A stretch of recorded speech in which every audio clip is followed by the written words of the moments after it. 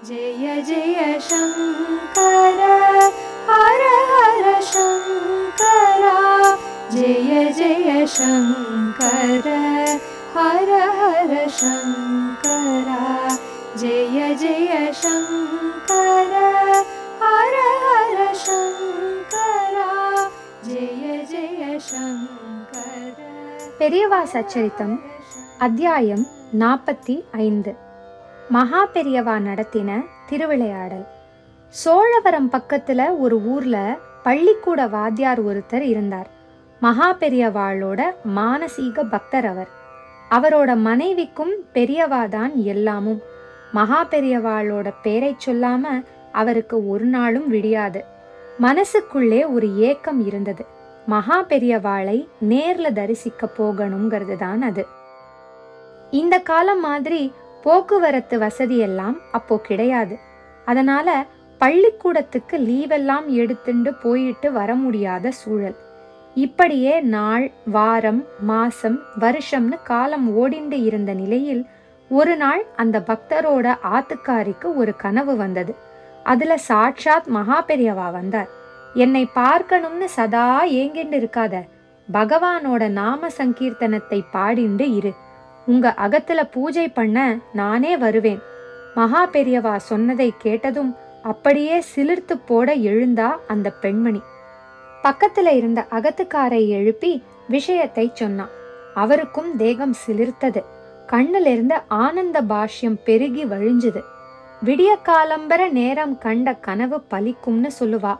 அதனால நம்ம அகத்துக்கு கண்டிப்பா மகா பெரியவா வருவார்னு நம்பிக்கையோட மகானோட வாக்குப்படி பகவானோட நாம சங்கீர்த்தனத்தை பண்ணிண்டே இருந்தா. நாட்கள் தேஞ்சு நகர்ந்தது. ஆனா அவளோட நம்பிக்கை மட்டும் வாடாம துளிர்த்தது. ஒரு நாள் மத்தியான நேரம் அந்த பக்தரோட அகத்து வாசலில் 2 பேர் வந்து நின்னா. அந்த பகுதிக்கு புதுசா இருந்த அவளை பார்த்தா மகா ஆச்சாரமானவாங்கிறது தெரிஞ்சது.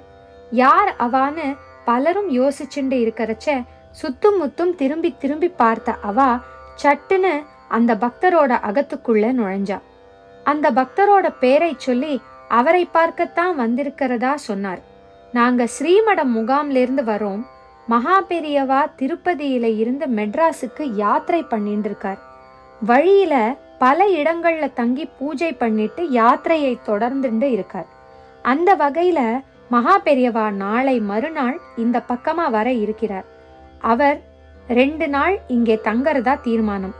உங்க அகத்துல அவருக்கு தங்கிக்க வசதி பண்ணலாம்னு கேட்கத்தான் வந்தவா சொல்லி முடிக்கிறதுக்குள்ளேயே அப்படியே சந்தோஷத்துல சகலத்தையும் மறந்துட்டா அந்த பக்தர் தம்பதி. பெரியவாளோட திருவடி எங்க அகத்துல படுறதுன்னா அதுக்கு நாங்க எத்தனையோ பிறவிகள்ல புண்ணியம் பண்ணி இருக்கணும். இதோ இந்த க்ஷணமே அகத்தை உங்ககிட்ட ஒப்படைச்சிடுறோம்னு தழுதழுப்பா சொன்னான். மகா பெரியவா அங்கே வரப்போறதும் 2 நாள் தங்க போறதும் ஊர்க்காரா எல்லாருக்கும் தெரிஞ்சுது. ஆளாளுக்கு போட்டி போட்டுண்டு தெருவை ஊரை சுத்தப்படுத்தி தோரணம் எல்லாம் கட்டி வாசல் தெளிச்சு கோலம் போட்டு அமர்க்களமா ஏற்பாடுகளை பண்ணினான். கனி வர்க்கம், காய்கறிகள், தானியங்கள் இப்படி அவசியமான திரவியங்களை பலர் கொடுத்தா. பூ, இலைன்னு பூஜைக்கு தேவையானதுக்கெல்லாம் சிலர் ஏற்பாடு செஞ்சா.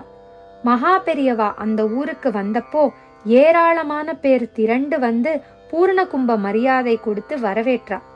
எல்லாருக்கும் ஆசீர்வாதம் பண்ணிண்டே அந்த பக்தரோட அகத்துக்குள்ளே எழுந்தருளின மகா பெரியவா அவளை பார்த்து, என்ன சொப்பனம் மாதிரி இருக்கா அப்படின்னு கேட்டதும் அப்படியே தடால்னு அவர் திருவடியில விழுந்து நமஸ்காரம் பண்ணிண்டா 2 பேரும். பகவானோட நாம சங்கீர்த்தனத்தை சொன்னா கலியுகத்துல கைமேல் நற்பலன் கிடைக்குங்கிறதுக்கு அந்த பகவானோட அம்சமா விளங்கின மகா பெரியவா நடத்தின திருவிளையாடல் இல்லையா இது? ஜெய ஜெய சங்கர ஹரஹர சங்கர மகா பெரியவா சரணம்.